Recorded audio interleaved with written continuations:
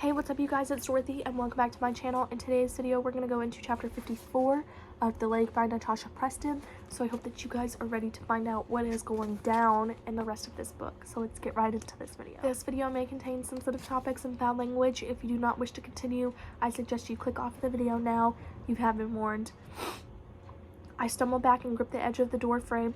Jake, she's killed him. Dried blood trails from his mouth to his chin. It looks like it would flake away if you touched it.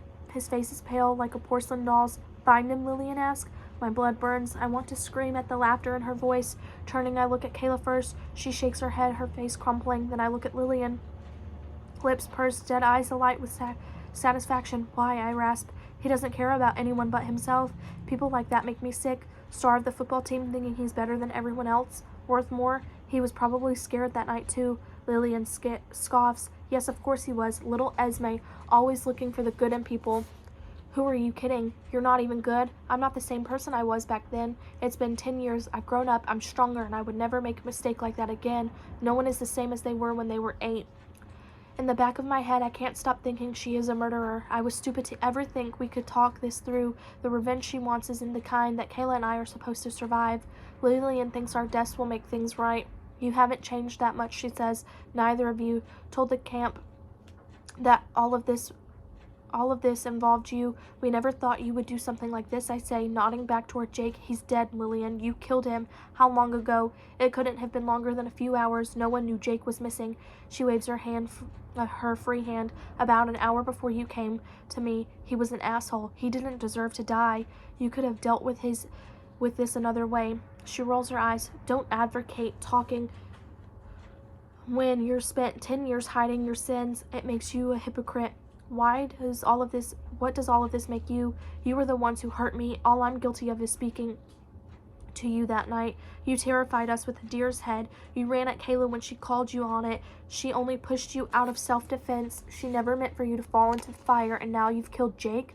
I didn't have a choice, and he deserved everything he got. I wouldn't harm an innocent person. That's the difference between you and me. I push away from the door. The smell from the bathroom is making my stomach churn. You were scared of your dad, and we understood that. We were scared of our parents too. Can't you see? Lillian, we didn't feel like we had a choice either. Her face freezes. We all feared something that night. I've made it sound like our parents were cruel as well. Maybe she'll relent if she thinks if we shared a similar childhood. Shut up, she screams. Shut up, you bitch. You have no idea what you're talking about. I raise my hands, palms facing her. Okay, I'm sorry I didn't understand, except that I do. I understand fully. Fear can be deliberating. Okay, Kayla says. Here's what we're going to do. Jake was a bully to you, so you did what you had to do. Lillian looks surprised but nods. He was evil. Yes, Kayla replies, but thanks to you, he will never hurt anyone again. We need to get rid of his body, though. If the cops find him, he can be traced to you. Your DNA will be everywhere. My jaw drops. What is she saying? Kayla shakes her head at me. Esme, this is the only way. We have a responsibility to help Lillian cover this up. After what we did to her, we'll scrub Jake clean and bury him deep in the woods. Then we'll burn this cabin to the ground. What the hell? She was madly in love with him 5 minutes ago. Lillian watches Kayla as if she's some complicated puzzle. It's not complicated. Kayla is in full survival mode, and it's disturbing. I've never seen her like this. You're just adding another secret to the ones we've been carrying. We can't do this. It's Jake, Kayla, I say.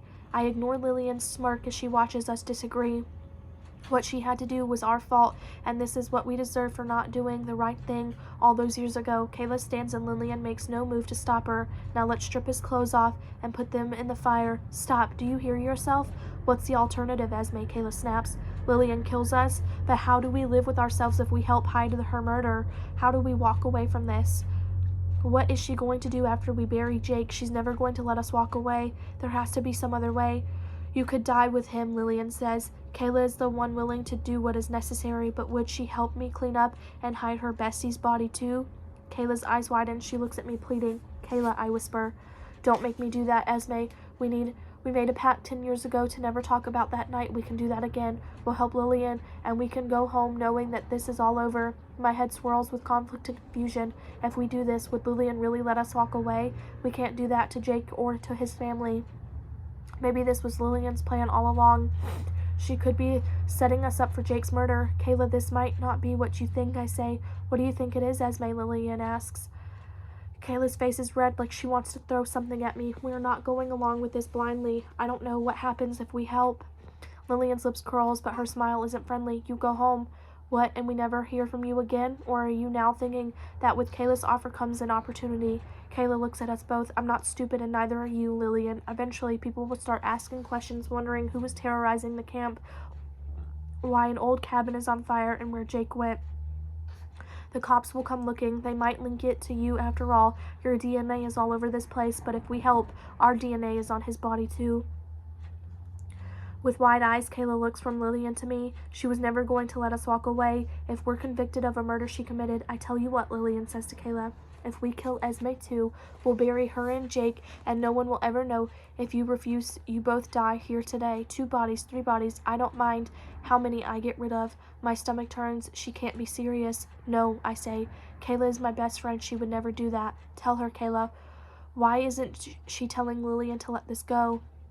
Kayla, I snap, tears well in her eyes. I'm sorry. I can't die. I can't. Her words punch the air out of my lungs.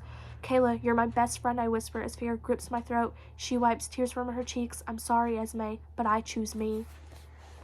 That is the end of this chapter. I will see you guys in the next video. Bye.